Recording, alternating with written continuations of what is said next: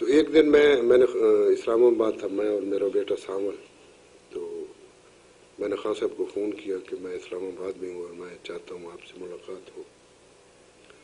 صبح کا وقت تھا، اسی وقت میرا خیال ہے وہ اٹھے ہیں، تو اس نے کہا گھر آ جاؤ۔ میں گھر چلا گیا۔ میں نے خان صاحب سے کہا کہ خان صاحب گھر میں کوئی سی ڈی پلیئر ہے؟ انہوں نے کہا کہ ہے۔ نوکر کو آواز دی، وہ سی ڈی پلیئر لے آیا۔ میرے پاس سی ڈی تھی، میں نے لگا دی۔ اب جو خان صاحب نے جو جملے کہے، یا وہاں اس وقت ہارون رشید صاحب تھے ہمارے دانشور، خان صاحب کے کچھ احباب بھی تھے، انہوں نے جس محبت سے مجھے داد دی کہ وہ میری زندگی کا حسرت، اور وہ ترانہ اس وقت پہلے میں سب کچھ اس کا تیار کر کے اس کو مظہر نیازی نذیر یاز نے لکھا۔ جب یہ ترانہ لکھا گیا تو اس میں آخری شعر تھا، وہ بعد میں ایڈ کیا گیا۔ میں نے انہیں کہا کہ یار اس میں بلے کا تو کہیں ذکر نہیں ہے، تو انہوں نے آخری شعر بعد میں لکھا۔ بہرحال ساحر حسین بگا صاحب ہیں ہمارے بہت اچھے جوان میوزک ڈائریکٹر، ارینجر۔ پھر میں نے اس سے ڈسکس کیا، اس کے ساتھ بیٹھ کے میں نے ریکارڈ کیا اور خان صاحب کی خدمت میں پیش کیا، اور میری خوش قسمتی کہ خان صاحب کو پسند آیا۔ پھر سب سے پہلے خان صاحب نے اپنی ویب سائٹ پہ آن کیا، اس کو اپلوڈ کیا، اور پھر اس کے بعد آپ کے سامنے ہی ہے جو ترانہ اس کو پوری قوم نے، پورے ملک نے گایا۔ الحمدللہ۔ تو کسی دوسری جماعت کی طرف سے آفر ہوئی ہو، پیشکش ہوئی؟ دیکھیں میں ایک پروفیشنل سنگر ہوں، آفرز تو ہوئی ہیں، لیکن یہ کام میں نہیں کرتا، میرا مینیجر کرتا ہے۔ کس نے آفر کی؟ مجھ سے اس نے ذکر کیا کہ کوئی ترانہ کرانا چاہتے ہیں، تو میں نے کہا میں نے تو ایک پارٹی کے لیے گا لیا، اب میں پیسوں کی خاطر کوئی ایسا دوسرا اس طرح کا کام نہیں کرنا۔ دل نہیں چاہا کہ کسی اور کے لیے گائے؟ یہ تو دل اور روح کی بات تھی جو میں نے کہہ دی۔ اطلاعات یہ ہیں کہ خان صاحب یہ نشست چھوڑ چکے ہیں۔ ان کا کہنا ہے کہ میرے علاقے کے لوگ میرے نامزد امیدوار کو میری عزت سمجھتے ہوئے ووٹ دیں۔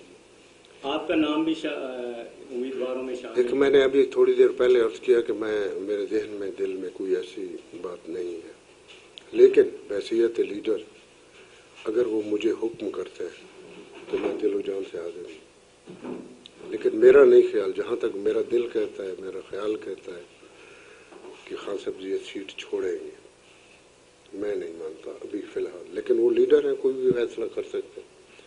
اگر وہ سیٹ چھوڑتے ہیں اور مجھے وہ حکم دیتے ہیں کہ تم نے الیکشن لڑنا ہے تو میں انشاءاللہ حاضر ہوں۔ تو آپ کو الیکشن لڑنا پڑتا ہے، تو آپ کے ذہن میں کیا پلان ہے، کیا خواب ہے اس دھرتی کے لیے، اس علاقے کے؟ دیکھیں میں تو ایک معمولی سا گویہ تھا، اس وقت بھی میں چاہتا تھا کہ دنیا کی ہر خوبصورت چیز کو میاں والی لے جاؤ، دل لے کے جانا میاں والی۔ وہ میری مراد کسی دوشیزہ سے نہیں تھی، میری مراد یہ تھی کہ ہر خوبصورت، ہر پائیدار چیز کو میں میاں والی لے جاؤں، اور میرا میاں والی میری دھرتی دنیا کی ایک خوبصورت دھرتیوں میں شامل ہو، خوبصورت علاقوں میں شامل ہو۔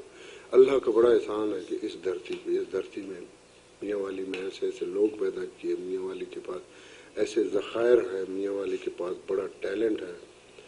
میں اسے میاں والی میں پیدا ہوا، میں اسے فخر سمجھتا ہوں، اور سب سے بڑا اعزاز جو میاں والی والوں نے 14 اگست 2004 میں مجھے عنایت کیا، میاں والی کا بیٹا، اسٹیڈیم میں لاکھوں لوگوں کی موجودگی میں مجھے میاں والی کا بیٹا تسلیم کیا۔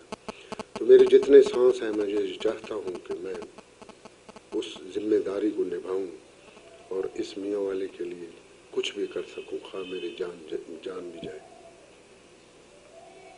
تو تقریباً 1 سال پہلے ہم تک ایک خبر پہنچی تھی، ہم نے اسے نشر بھی کیا تھا، اس میں کالم بھی آئے تھے کہ غالباً کچھ اس طرح تھی کہ آپ نے اپنے لیے جگہ مختص کی ہے، کتبہ بنوایا ہے اور اس پہ لکھوایا ہے شالا راہ وچ ڈھولا لنگے۔ دیکھو جی، مرنا تو ہے، یہ کیا موت کا ایک دن معین ہے، تو وہ مرنا تو ہے، وہ اس لیے میں نے کہا کہ وہ روایتی جگہ پہ مجھے نہ دفنا دیا جائے۔